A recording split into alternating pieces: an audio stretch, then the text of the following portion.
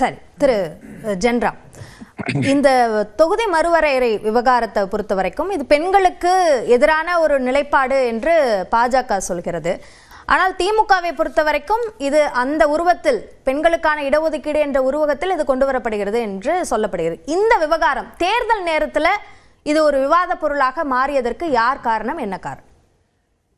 தேர்தல் நேரத்தில் இந்த சிறப்பு அமர்வை, நாடாளுமன்ற அமர்வை கூட்டியது பாரதிய ஜனதா கட்சி அரசு தானே, அல்லது நாடாளுமன்றம் தானே.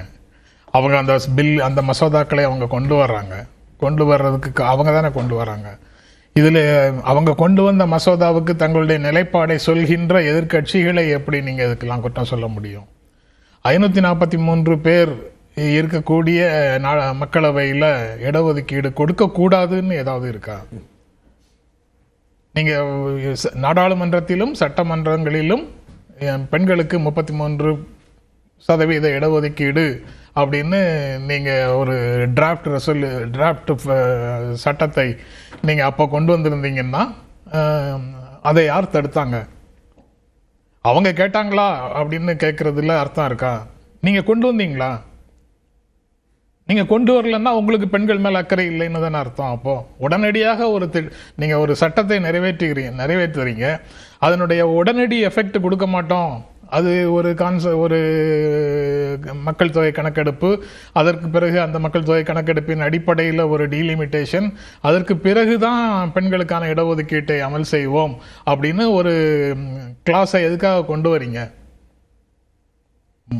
மொட்டையா நீங்க நாடாளுமன்றத்திலும் சட்டமன்றங்களிலும் பெண்களுக்கு 33.33% இடஒதுக்கீடுன்னு சொல்லிட்டீங்கன்னா முடிஞ்சு போகுது. அப்படி கொண்டு வராதது குற்றம் இல்லை, அல்லது பிழை இல்லை, அல்லது அதுக்கு பொறுப்பு இல்லை. அவங்க கேட்டாங்களான்னு சொல்லி அவங்க கேட்கல அப்படிங்கிறது தான். அதாவது அவங்க நேரடியாக நாடாளுமன்றத்தில் என்ன பேசினாங்கிறது எனக்கு இப்போ நினைவில்லை. அவங்க கேட்கலன்னு நாராயணன் சொல்றாரு. அது ஓகே, அவர் அதை தெரியாம சொல்ல மாட்டாரு, நினைவுபடுத்தி தான் சொல்றாரு. 2023 வரும்போது கேட்டோம், 2023 வரும்போது கேட்டோம்னு அவர் சொல்றாரு. எனக்கு அது நினைவில்லை. ஆனா கொண்டு வந்திருக்க முடியும் அவங்களால.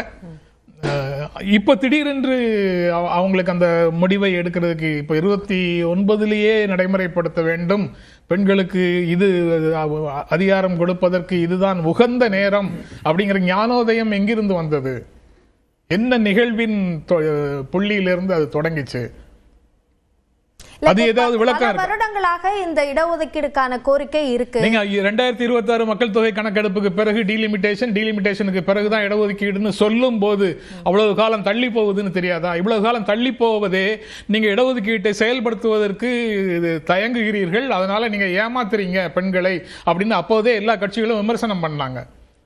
அப்ப ஏன் செய்யல? இப்போ காங்கிரஸ் ஆட்சியில இருந்த போது ஏன் அதை செய்யல அப்படின்ற கேள்வியை அவங்க தரப்புல இருந்து எழுப்புறாங்கல்ல. மசோதாக்கள் எனக்கு தெரிஞ்சு தேவகவுடா பிரைம் மினிஸ்டரா இருக்கும் போதே அவைக்கு வந்துருச்சு. ஒவ்வொரு முறையும் மெஜாரிட்டி இல்லை, அல்லது அதை பிரசன்ட் பண்றதுக்கே கடுமையான எதிர்ப்பு கட்சிகளிடமிருந்து வந்தன. அதுல ஓபிசி ரிசர்வேஷனையும் சேர்த்து தான் கொண்டு வரணும் அப்படின்னு சொல்லி சமாஜ்வாதி, அப்புறம் ஆர்ஜேடி போன்ற கட்சிகள் அப்போதிலிருந்து தொடர்ந்து இன்னைக்கு வரைக்கும் அந்த கருத்தை அவங்க வலியுறுத்திக்கிட்டே தான் இருக்கிறாங்க. அதற்கு பிறகு காங்கிரஸும் மக்களவையில் பாஸ் பண்ணல, ராஜ்யசபாவில் பாஸ் பண்ணாங்கன்னு நினைக்கிறேன். அவங்க பாஸ் பண்ணாங்க. அதுக்கு பிறகு வந்த உடனே 2014 வந்த உடனேயே இதை ஏன் செய்யலன்னு நான் கேட்கலாமா? இப்போ நீங்க கொண்டு வந்ததுல என்ன நடந்ததுன்னு பேசிட்டு இருக்கிறோம். இன்னைக்கு ஏன் கொண்டு வரீங்க, அதோட ஏன் கிளப் பண்றீங்க? கிளப் பண்ணதுனால இது இம்ப்ளிமெண்டேஷன் தள்ளி போகுது. நீங்க இப்படியே இம்ப்ளிமெண்ட் பண்றதுக்கு என்ன தடை? இன்னைக்கு திமுக திரும்ப தனிநபர் மசோதா கூட அது தொடர்பாக கொடுத்துருக்காங்க. 543 கொடுக்கறதுக்கு பில் கொண்டு வாங்கன்னு.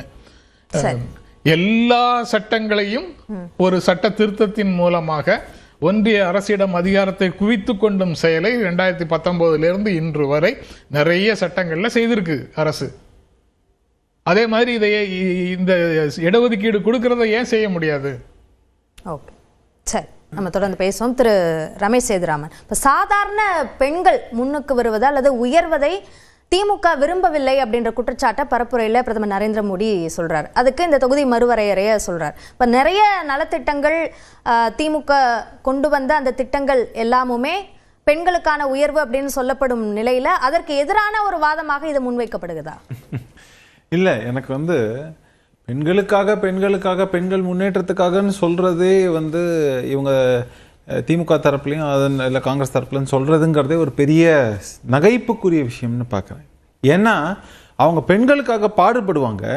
ஆனால் பாடுபடுற பெண்கள் யாராக இருக்கணும்னா, ஒன்று அந்த கட்சியில் இருக்கக்கூடிய தலைமை அவர்களை குடும்பத்தை சேர்ந்த பெண்களாக இருக்கணும், இல்லை அவங்க தோழர்கள் யாரெல்லாம் இருக்காங்களோ, எம்பிஸ் இருக்காங்களோ, இல்லைன்னா ஒரு மாநிலத்தில் முக்கிய பதவியில் இருக்காங்களோ அவங்க குடும்பத்தை சேர்ந்தவர்களாக இருக்கணும். அப்படிங்கிற மாதிரியான இதில் தான் நிலையில் தான் இன்னைக்கு அன்ஃபார்ச்சுனேட்லி இருக்குங்கிறது தான் நிதர்சனம். அது மட்டும் இல்லை, நீங்கள் லோக்சபா எடுத்துக்கங்க. லோக்சபாவில் எத்தனை பெண்களோட ரெப்ரசன்டேஷன் எவ்வளவுன்னு பர்சன்டேஜ் பாருங்க, 15% 16%, அவ்வளவுதான். ராஜ்யசபாவில் இன்னும் மோசம், 10% 11% தான். அப்போ என்னுடைய கேள்வி என்னன்னாக்க, நீங்க 33% இதுல எப்படின்னா, இன்ஃபேக்ட் ஒரு ரொம்ப புத்திசாலி ஒருத்தங்க என்னன்னா, ஒரு பக்கம் என்ன சொன்னாங்க, இவங்க யாரு 33%, ஒரு சகோதரி ஒருத்தங்க சொன்னாங்க, இவங்க யாரு 33% கொடுக்கறதுக்கு, 33% ஏன் நாங்க 50% கூட எடுத்துப்போம். நல்லது. ஆனா இன்னைக்கு இருக்கிற நிலையை நீங்க இன்னைக்கு இவ்வளவு கம்மியான இதுல வச்சிருக்கிறவங்களை சப்போர்ட் பண்ணிட்டு நாங்க 50% கூட எடுத்துப்போம்னு சொல்றது எந்த மாதிரியான ஒரு வாதம்னு எனக்கு புரியல. ஒண்ணு. ரெண்டாவது முக்கியமான விஷயம், நீங்க பார்க்கக்கூடியது, நீங்க ரெண்டு இருக்கு. ஒண்ணு, இன்னைக்கு இருக்கக்கூடிய சீட்டு இதுல 33% சொல்றோம். ரெண்டாவது, நீங்க அதிகப்படியாக, ஏன்னா மக்கள் தொகைங்கிறது 25 வருஷம் இந்திரா காந்தி பீரியட்ல 25 வருஷம் தள்ளி போடப்பட்டது, வாஜ்பாய் பீரியட்ல 25 வருஷம் தள்ளி போடப்பட்டதுன்னா 50 ஆண்டுகளாக நீங்க ரெண்டு பேருக்கு, ரெண்டு முக்கியமான செக்மெண்ட்டுக்கு நீங்க அநீதி இழைத்திருக்கீங்க.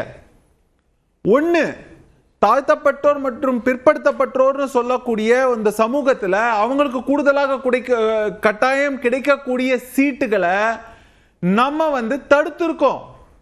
ரெண்டாவது, பெண்களுக்கு கட்டாயம் கிடைக்க வேண்டிய சீட்டுகளை நம்ம தடுத்திருக்கோம்.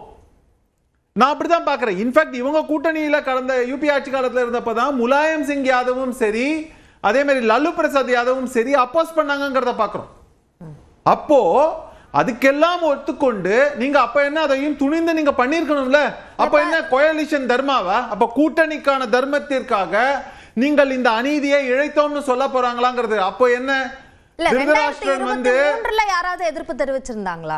அந்த விமன் ரிசர்வேஷன் பில் கொண்டு வரப்பட்டப்போ 2023 யாராவது எதிர்ப்பு தெரிவிச்சாங்களா? இல்லைங்க, அவங்க எதிர்ப்பு தெரிவிச்சாங்களான்னு கேட்கல. இன்னைக்கு ஏன் தெரிவிக்கிறாங்க? ரெண்டாவது விஷயம், சரி, நீங்க என்ன அடுத்து வைக்கக்கூடிய வாதம், என்ன வாதம் சொல்றாங்க, எங்களுக்கு மொத்தமா பாப்புலேஷன் இந்த சென்சஸை எடுத்துட்டு அது வழியா பண்ணீங்கன்னா நாங்க சவுத்துல எல்லாமே இந்த பாப்புலேஷன் கண்ட்ரோல நாங்க சக்சஸ்ஃபுல்லா பண்ணோம்.